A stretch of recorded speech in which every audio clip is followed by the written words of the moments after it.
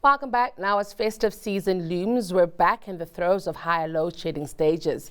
The promise is that there'll be less blackouts during the period.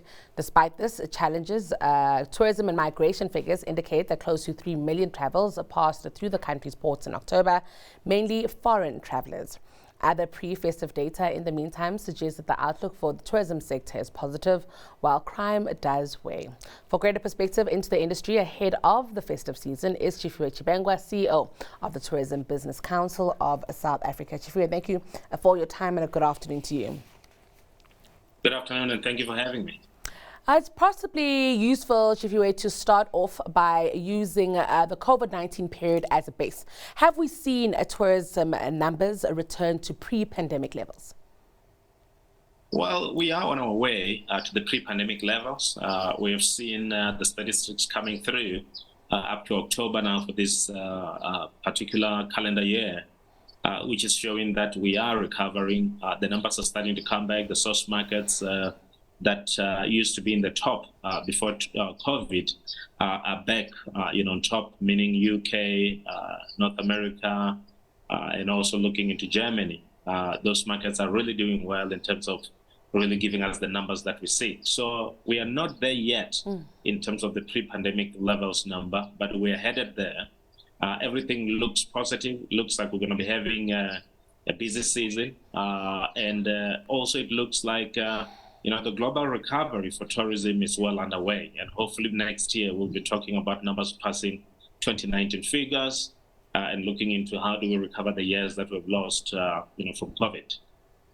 Of course, there are some risks to this recovery and maybe even reasons for the delay and the lag in that post-COVID-19 recovery, Tshifhiwa. And, load shedding comes to mind, but also crime. I'm keen to get your thoughts on these two aspects and maybe even other aspects that may, play as a deterrent from tourists deciding on making South Africa their destination of choice. Well, from load shedding perspective, of course, it does affect our bottom line in terms of, any money that we make as an income or as a revenue. When we look at the expense lines, you can see that the provision of energy, becomes a grilling, a line that you can see in terms of, the amount of money that we're spending in generating our own energy, making sure that we keep the lights on, and making sure that we're able to do everything that we need to do as far as what we've promised the tourist and the business traveler into our establishment. So we are, I wouldn't say coping, we are making a plan in terms of ensuring that we keep the lights on, we keep the hospitality going, and we make sure that everything that has to move within the value chain moves.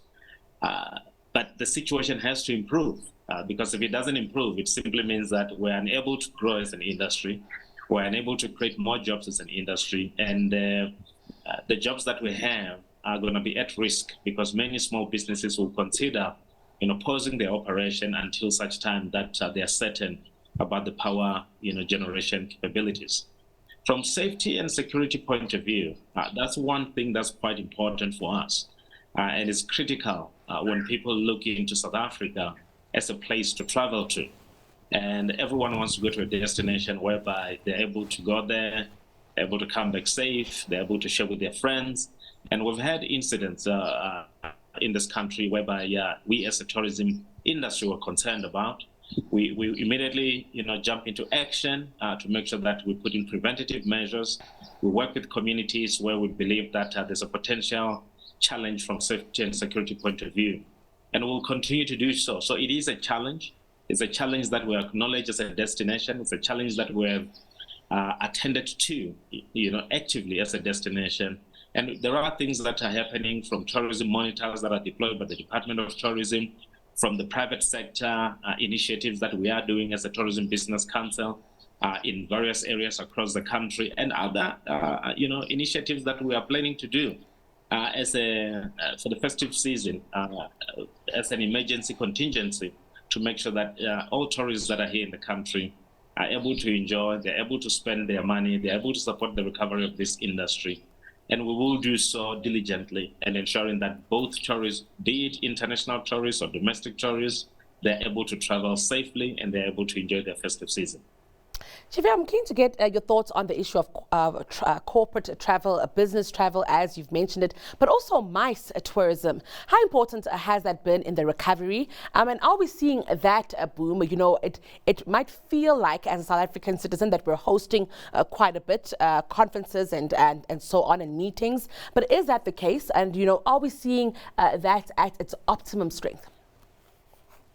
Look, the MICE industry, you know, has been the one that was impacted quite heavily because the gatherings from COVID-19 were the ones that were opened later than anything else, including going to sporting events and so forth and so on. So we have seen that as a country, we started to host this, international events and also meetings and incentives and many others that contribute to the MICE industry, and exhibitions as well, be it for domestic market or for international markets. So we are back into that mode of hosting, but we need to do more. We need to attract more conferences.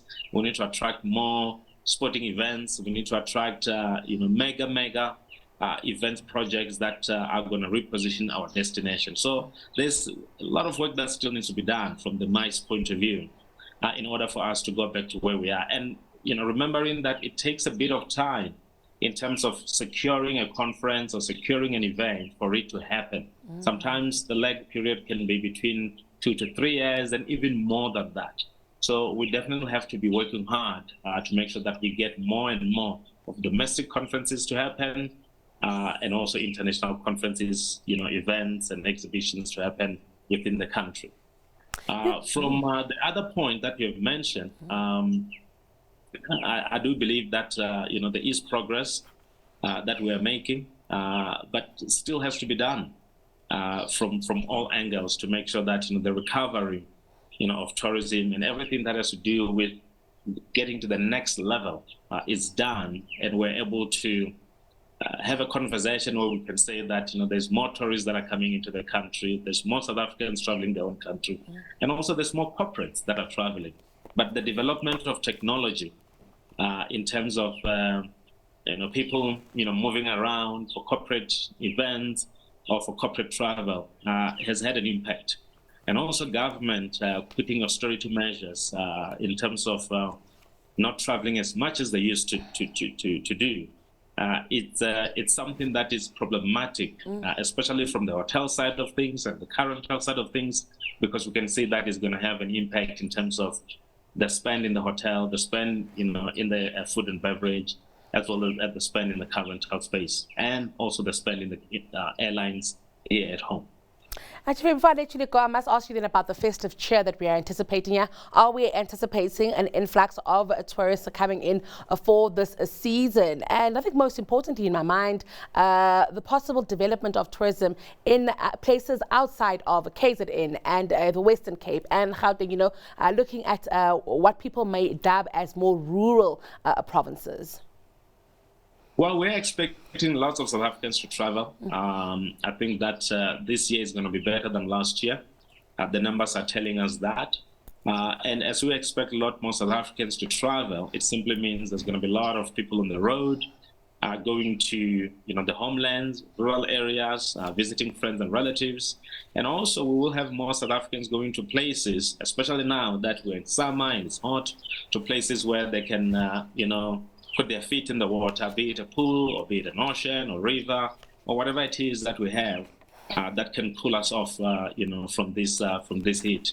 And I do believe that people will travel to, the coastlines, and that's why we've been saying especially in Durban, to say we need to fix the situation that we have on the ground and make sure that people are able to access the beaches, and the beaches are clean, and we're able to have the experience that we seek. And it's also going to support informal tourism businesses along the coastlines, by the beaches, people selling all sorts of things to sustain their livelihoods. So we do hope that happens, and we hope that people will go far and wide. We want people to book now. This is the best time to book. This is the best time to be able to secure the place that one wants to go to, and pay on time and plan in advance, so that we can have a good time and relax from a long year that we've had.